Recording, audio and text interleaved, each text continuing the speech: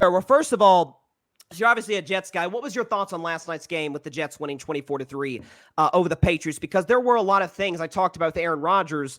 I liked the mobility that I saw from him. I like the fact that this is the first time we've seen, certainly post Achilles surgery, where moving to his right, moving to his left outside the pocket, he looked as good as he's looked in quite some time. What was your thoughts on last night and on Aaron specifically? Yeah, I was kind of shocked. I've been waiting for a long time to see him start running with the ball, like to see where he'd be able to finally trust his Achilles. We kind of saw that last night. Now the Jets have been, I guess they want to lower his chances of mistakes and going more short to intermediate this season, which is what the numbers have kind of suggested. But his arm is still there. His arm's still powerful. Some of the throws on the run you don't really see from a guy at age 40. He looked good, man. I had little negative to take away from that game with the Jets. Yeah, there is very little negative to take from that game. And again, that's I showed Aaron's stat line earlier. It's the best game he's had in well over 10 games, going back to obviously his last healthy season in Green Bay. What's kind of your I know you're a Jets guy. What's kind of your thoughts on the ceiling for the Jets? Where do you think the absolute best you can hope for from the Jets? What's the ceiling and what's the floor for this team? Because it kind of ranges all over the place. Like I'm a guy who's been skeptical of this team, but there are folks that are saying, hey, maybe they could shock folks and go to the AFC title game. What's kind of where where you look at the Jets in terms of this season? A lot. I mean, I know it was the Patriots. I know the Patriots are starting Jacoby Brissett, so it's Jets fans kind of shouldn't get too ahead of themselves with that game. It's a game that the team should have won. I still see them between like a 10, 12 win team. They should make the playoffs. There's a real chance so that they could stumble across the line and maybe only get 8, 9 wins. That would be probably the worst case scenario for Jet fans, and that would lead to a lot of heads rolling down on the chopping block. But I do have them in the playoffs. I don't know if I have them as the AFC East Division winner yet, but I think they get one of the wild card seeds. Yeah, I mean, that's a fair, I guess, sort of assessment of where they're at. Now, it's one of the things that I have been very critical of this team of is the fact that I think they should have replaced Nathaniel Hackett after last season. I understand, obviously, the tight relationship that he has with Aaron Rodgers going back to Green Bay. We understand that. But virtually everywhere these win, if you look at his record as the OC in Buffalo, the Jags, if you take out 2017, his disastrous stint with the Denver Broncos, and then last year, obviously, with albeit a very limited quarterback room. The fact this year, I don't see a ton of motion. Up until last night, I saw virtually zero creativity in their first 15 plays. And I mean, you know as well as anybody, like the first 15 plays of the game, those are all scripted. You go through, through those throughout the week. Thoughts on Hackett, the game he called last night? Again, like you said, it is the Patriots. It's a very limited football team. Did you like what you saw from the Jets getting off to the hot start that they got to and able to move the ball like they were? I do like it. I do have some of the concerns with the lack of movement in the offense, as you alluded to. I think that it's also not a great look when Aaron Rodgers is making a lot of changes at the line of scrimmage, meaning that he doesn't agree with the play call that Hackett has thrown at his way. That usually doesn't bode well. I know he, at his age 40 season, four-time NFL MVP, all that, he has the luxury of being able to check out of those things, which is a good thing. But at the same time, you want an offensive coordinator that is more than just the quarterback's friend. You want a guy who can actually be able to coach the rest of the team as well. And although they did play well, I do have genuine concerns about Nathaniel Hackett as a coach himself, because he hasn't proven himself, to be quite frank. You hit on something that I don't know, maybe I never thought about this before. The way you phrased it with Aaron being 40, being able to, to get in and out of plays at the line of scrimmage as well as anybody, maybe better than anybody in the game today. Do you think, because again, we know him and Hackett are close personally, do you think that, as well as the fact that maybe he feels like because the calls are, I won't say so bad, but maybe not exactly what the Jets need in that particular situation, that he can essentially be the de facto offensive coordinator in sort of like how Peyton Manning was with Adam Gase, another former Jets coach back in Denver? Do you think has something to do with Aaron Rodgers? Because we know a lot of folks like Alan Lazard, Randall Cobb was there last year because of Aaron. A lot of folks are Jets today or still keeping their jobs because of him. Do you think it's a little bit of, okay, I can control what's going on here and essentially have more of a say here than where I would have most places? What are your thoughts on that theory I have? Yeah, no, I completely agree with you. I think it's a good thing, but it's also a bad thing, because you want an offensive coordinator to be more than just a figurehead. You want him to be, a part of the team and having a game plan that can successfully take advantage of any weaknesses on the defense. I don't think that Hackett, I don't like to tear guys down, but I just don't think Hackett has that ability to do so, at least in an offensive coordinator role. Maybe in a different role, he might be more useful, I guess would be the word I would say. But it's definitely, I think you hit the nail on the head. I think he's there because I think Rodgers is there because he has that leeway to do it in a place where I don't think he would necessarily in another team. I mean, I think that's why he and McCarthy, and to a certain degree, LaFleur kind of, I don't want to say we're on the best terms, but it didn't necessarily connect there at the end of his tenure in Green Bay with those two coaching stints. And again, there was a book by Ian O'Connor. I don't know if you've read it last night or yet, but Out of the Darkness, the Mystery of Aaron Rodgers. It kind of talks about his relationship with McCarthy and just the fundamental disagreements that he had with McCarthy in terms of his offensive philosophy. The viral moment last night, speaking of Aaron Rodgers and coaches, came between he and Robert Saleh. We can show you the clip, show the audience the clip right here. So this is after the Jets score a touchdown. I believe they go up 14-0 at this point. And it looks like Saleh's going in for a hug, and Aaron's kind of like, it looks like he's doing the little chest shove, which we'll show the soundbite in just a moment what he said after the game. But a very ominous look by Aaron at Saleh. It didn't look like he was joking. Aaron can be sometimes a little bit of a passive aggressive guy, but in a joking sense in some instances. Matter of fact, before I get your reaction, let's show what Aaron said after the game. He's not a big hugger usually, so I don't know he was going for the hug. He likes to do the two-hand chest push as well. So, but he talks a lot about two-score leads. So I just kind of gave him a push and said, two-score lead. That's what happened.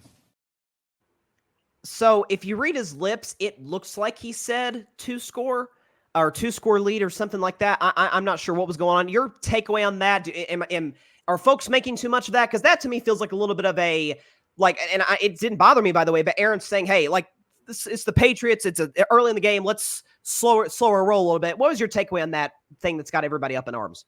Yeah, I don't think it's huge, but my takeaway is kind of the same as yours. I think it's justified because Saleh is a type of guy who he lives in the moment, and sometimes that can be a good thing. But as a head coach, you kind of can't.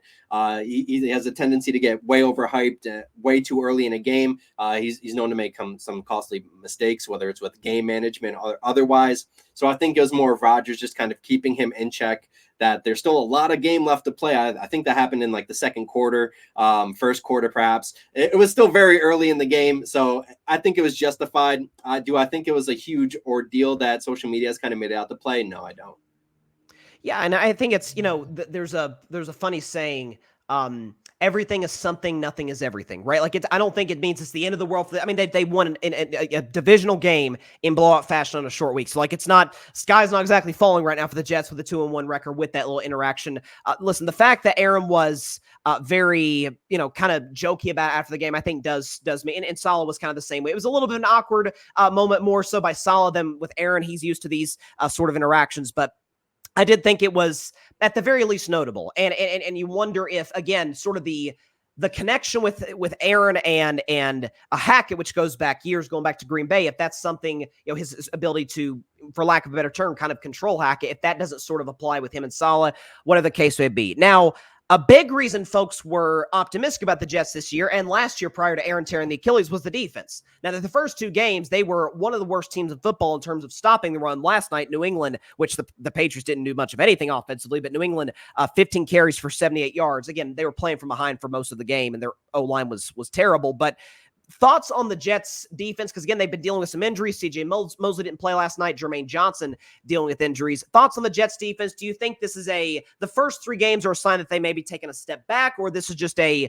little bit of a slow start and trying to find their footing? What's your thoughts on the Jets defense?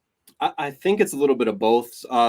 Jeff Ulbrich and Robert Saleh, their defense is predicated on having a four-man rush. Obviously, last night they didn't do that. They blitzed a lot of people last night, which goes completely against their defensive philosophy.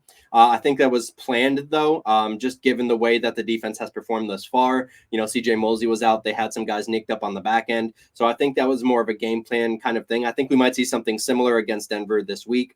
But at the end of the day, Saleh doesn't want to have to utilize, his linebackers or his secondary to blitz the quarterback. He wants his front guys to be able to do that themselves. And it'll be a big question after that, once they play the Minnesota Vikings and they play, the Buffalo Bills and they play teams with a good team. that's when that question kind of will start to arise: is has this team kind of taken a step back? Because when Sauce Gardner had to be the man against Tennessee, he didn't play that great. The defense hasn't been able to stop the run that great. And I think they kind of got bailed out. That Ramondre Stevenson, I think he broke his finger or something like that on the face mask call where his hand got stuck in the face mask. So I think they got bailed out a little bit there too. It's not great. It's a work in progress. I don't know if they'll be like the top 5 kind of defense that people are used to, but I think they can stay within the top 15 range, top 10. Well, I think they'll need to be in, and let me know what your thoughts are on this, but I think they'll need to be in that top 10 range in order to accomplish what, I mean, you and a lot of folks associated with the Jets are hoping, like 10 wins, 11 wins, 12 wins, is because I do think, and this sort of leads me into my next question, I don't really trust the depth of the wide receiver corps. Garrett Wilson, we know, is fantastic, and when he gets the ball in his hands, he can do some really special things. But Mike Williams has an injury history. Tyler Conklin, I like what I saw from him, the tight end for the Jets. I don't know if that's necessarily going to be the norm for him. Listen, Aaron's brought in a lot. I mean, obviously, Alan Lazard caught Aaron's first touchdown pass at MetLife. We know Aaron has a history of bringing in former Packers in the organization. Is a Devontae Adams trade on the table? Is it at least on the board? I don't want to say no. I think it's a little bit more complicated than that. I think if the Raiders start to nosedive in terms of how they're playing, then it becomes something that could be an option. But for the Raiders, I think they're 1-1 right now as well. If they end up winning this next game and go on a little run, there's no way they're moving Devontae. I would love for them to, but it's 50-50. A lot's predicated on how well the Raiders do as well as the Jets. Final question. So Aaron was, before last season, before obviously the Achilles injury, again, it was a completely different human than what we've seen his last few years in Green Bay. He was very upbeat, optimistic. Looked like he actually had more like color in his face. He looked very, excited to be a part of the New York Jets organization.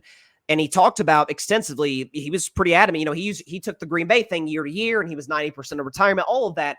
And he was adamant he wants to play multiple years with the Jets. Do you think there's a chance, or what the scale of 1 to 10? 1 is he likely retires, 10 is he absolutely comes back. Scale of 1 to 10, what's the chance that you think he comes back and plays another year? Or do you think that will be almost entirely predicated on what happens this season? I think it'll be predicated on what happens this season. I lean more towards him not returning than him returning. Even if they win the Super Bowl, I think he rides out on that high the same way, Peyton Manning did. If they don't win the Super Bowl, I don't see much of a reason for him to want to come back, especially if they miss the playoffs. If they miss the playoffs, I would be completely shocked if he wants to come back. I think it would have to be like a deep playoff run where they're in the AFC Championship game and they lose on like a heartbreaker or something like that for him to want to play again. That's a good point. And I was kind of thinking the same thing is, you win the Super Bowl, like that's like the perfect time to step away, step out when you're on top of the world. I mean, Peyton Manning did, like you mentioned, Jerome Bettis, Ray Lewis, a lot of guys have done that. But on the other hand, if you feel like you're that close, you're like, man, one more year, if we could maybe add a couple pieces here and there, improving the margins, maybe we could, get to the mountaintop. Again, if you miss the playoffs, you feel like you're a ways away and Aaron's not getting any younger. Listen, you make some great points. By the way, tell us where you can find you on Twitter, on SB Nation, everywhere else. Tell us we can find your work, Tommy Christopher, covering the New York Jets. Yeah, you guys can find me on Twitter at ThomasCP_NFL. I cover the Jets, Gangrene Nation, Jets X Factor, and I cover a lot of college football at my company, the League Winners. Appreciate you coming on, Tommy. Hopefully we can do it again, my man. Have a good one. Yeah, thank you, buddy. Yes, sir. Tommy, Chris, thanks so much for watching the show on YouTube, and be sure to go click that big red subscribe button and check out the other clips and full shows from Carving It Up Live, as well as our other incredible content creators here on the Grid Network.